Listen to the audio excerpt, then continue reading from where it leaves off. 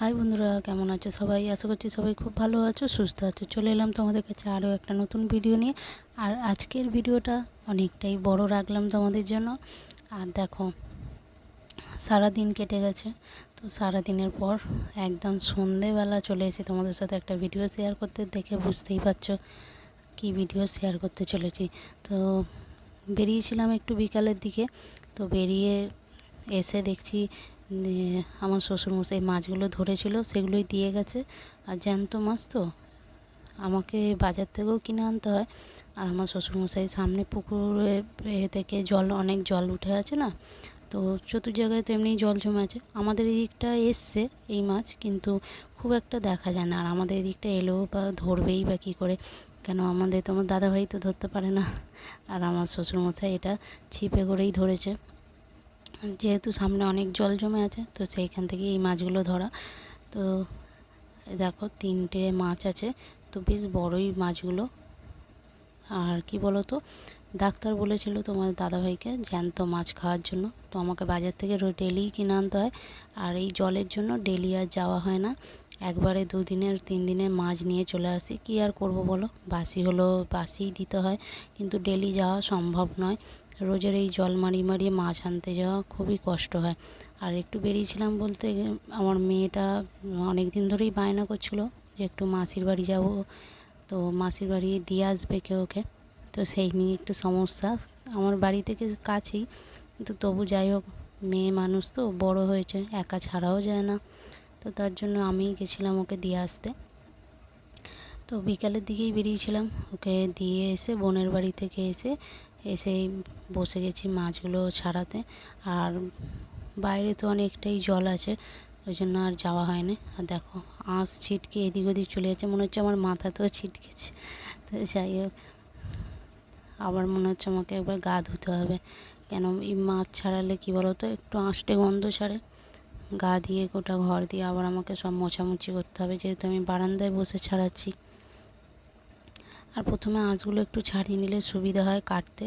আমি তো মাঝে মধ্যে কেটেই নিয়ে হাতে করে ছাড়াই। তো আজকে ভাবলাম মাছগুলো আগে আঁশগুলো ছাড়িয়ে নিয়ে তারপরেই কাটবো। তো চলো ভিডিওটা দেখতে থাকো। আশা করছি যে ভিডিওটা তোমাদের ভালো লাগবে। অনেক দিন পর আবার চলে এসেছি তোমাদের কাছে অনেক বড় ভিডিও নিয়ে। তো অনেক বড় ভিডিও দিতে চাই, কিন্তু হয়ে ওঠে না সব সময়। এটা যেহেতু একটু বড়ই হয়ে গেছে, তো বড়ই ভাবলাম দিয়ে দিই। সব সময় তো তোমাদেরকে ছোটই দেয়া হয়। আর কি বলো তো, আমি মাছ সেরমভাবে না কাটতে পারি না। আগেও আমি তো আসলে, আমি কেন, বেশিরভাগ মানুষই আগে থেকে তো সব কিছু শিখে আসে না।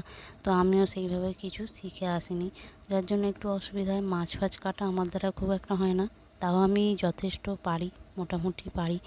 মাছ কাটাটা এমন কোনো আহামরি কাজ নয়। তবু কি বলো তো, যারা মাছ কাটে, যারা মাছ বিক্রি করে, তাদের একটা মাছ কাটার একটা ধরন আলাদা। আর আমাদের মতো ঘরের মানুষদের মাছের কাটার এটা ধরনটা অনেকটাই আলাদা। তো চলো, একটা মাছ তো আমি ছাড়িয়ে নিয়েছি, এই 2টো মাছেরও আঁশটা ছাড়িয়ে নিয়ে তারপরেই আমি কেটে নেবো। আর দেখতেই পাচ্ছ সন্ধে হয়ে গেছে, একেবারে আমি সন্ধে ফন্ধে দিয়েই বসলাম, না হলে আর এই আঁশ ছাড়াতে ছাড়াতে আমার মাছ কাটতে কাটতে অনেকটা সময় চলে যাবে। সন্ধে দেওয়ারও আমার অনেকটা দেরি হয়ে যাবে, তাই এটা সন্ধে দিয়েই বসলাম। আর এসেই না, আমি একটুও বসিনি, এসেই সন্ধে দিয়ে দিয়েছি, যেহেতু 7টা বেজে গেছে। তো সন্ধে দেওয়ার আমার একটু না দেরি হয়ে গেছে। 7টা বেজে গেছে বলবো না, 7টা মনে হয় বাজে, এরকমই হবে সন্ধেবেলা। তো চলো, ভয়েস ওভারটা তো রাত্রিরে করছি, তো সঙ্গে সঙ্গে ভয়েস ওভার আমি অডিও সাউন্ড দিয়ে অনেক দিন তোমাদের সামনে আসা হয়নি। দেখি, অনেক দিন ধরেই ভাবছি এরকম একটা তোমাদের সাথে ভিডিও দেবো। তো চলো, মাছগুলো আমি আঁশগুলো ছাড়িয়ে কেটে বেছে তারপর ধুয়ে নিই, আর ধুয়ে রেখে দেবো। এখন আমি আর ভাজবো না, একটু পরে ভাজবো। সবে এসছি তো একটু বসিনি, তো একটু বসে রেস্ট নেবো। তারপর যদি চা খাই, তোমাদের দাদাভাই একটু চা করে দেবো। চাটা করে দিয়ে তারপর আমিও একটু হয়তো চা খাবো। আর সব দিন না চা খাই না, মানে সকালের দিকে ডেলি চা খাওয়া হয়, কিন্তু সন্ধেবেলাটা চা খুব একটা খাওয়া হয় না। আর তোমার দাদাভাই খায় না বলে একার জন্যও ভালো লাগে না। আর কি বলো তো, আমি তো চলে গেছিলাম, আমার শ্বশুরমশাই এসেছিলো দিতে, তো শ্বশুরমশাইকে এমনিই চলে যেতে হয়েছে, কেন চা করে দেওয়ার মতন কেউ নেই। তোমার দাদাভাই চা করেনি, ও করতেও পারে না খুব একটা, তো ওর জন্য আর কি আমার শ্বশুরমশাই এমনিই চলে গেছে। তো যাই হোক, মাছগুলো ছাড়িয়ে নিই, ছাড়িয়ে কেটে কুটে নেব। আর সন্ধে হয়ে যাচ্ছে তো মশাও কামড়াচ্ছে। ভাবলাম কলতলাটায় গিয়ে ছাড়াবো, কিন্তু আমাদের কলতলাটায় জল আসে জানো তো, ওই জন্য না আর যাওয়া হয়নি। তো জলের মধ্যে, নোংরা জলের মধ্যে তো আর এগুলো করা যায় না, তো তার জন্যই বারান্দাতেই বসে আমাকে মাছ ফাছগুলো কেটে নিতে হয়। মাছ বলো মাংস বলো আমাকে এখানেই ধুয়ে নিতে হয়। আর বাইরেটা আর যাই না কলতলায়, একটু জলটা কমে যাক তারপর ওখানে গিয়েই করব। আর আমি ওখানেই করি। আর জল না কমলে খুব অসুবিধা, মানে কাজ সারতেও যেরকম অসুবিধা, সব কিছু কাজের না অনেক অসুবিধা হয়। আসলে ওইখানটাতেই আমি সব করি, তো ওই জন্য আমার একটু অসুবিধা হয়ে যায়। জানি না কবে জলটা কমবে, একটু একটু করে কমছে, খুব তাড়াতাড়ি কমে যাবে। যেভাবে রোদ দিচ্ছে কমে যাওয়ার তো কথা। আর কি বলতো, থেকে থেকে রোদ দিচ্ছে ঠিক কথা, আবার মাঝে মধ্যে এত জোর বৃষ্টি আসছে, মানে যতটা না কমছে তার ডবল আবার বাড়িয়েও দিচ্ছে। সবই তো প্রকৃতির নিয়ম, আমাদের তো আর কিছু করার নেই। তবু আমরা তো বলবো অনেক ভালোই আছি, যাদের ঘরে দরে জল ঢুকে গেছে, ঘর ছাড়া অন্য জায়গায় গিয়ে থাকতে হচ্ছে, তাদের খুবই অসুবিধা হচ্ছে। নিজেদের ঘর ছেড়ে অন্যের ঘরে গিয়ে থাকতে হচ্ছে, ভাড়া দিয়ে থাকতে হচ্ছে, কাউকে অন্যের বাড়িতে গিয়ে কাটাতে হচ্ছে। যেমন ধরো না, আমার বাপের বাড়িতে না অনেক জল ওঠে জানো তো, তো সেখানে না আমরা ছোটো থেকে দেখে আসছি অনেকটা জল ওঠে, যার জন্য সেখানে মানে কি বলবো তোমাদেরকে, এতটাই পরিমাণে জল ওঠে যে থাকা হয় না।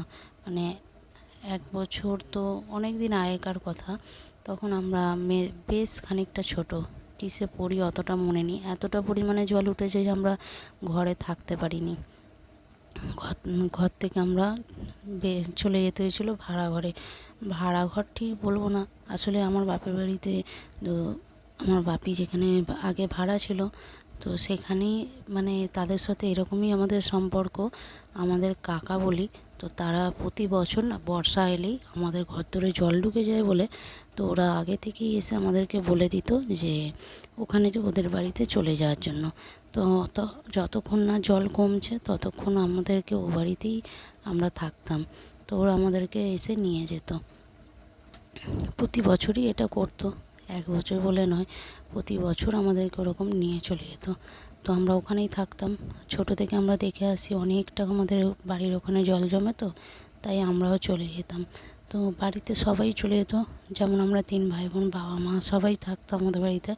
ওখানেই খাওয়া দাওয়া রান্না সব ওখানেই আমাদের হতো, এখানে আর কিছু করতাম না, মানে বাপের বাড়িতে আসতাম না, শুধু মাঝে সাঝে আসতাম, একটু করে দেখে যেত, বাবা দেখে যেত, মা দেখে যেত।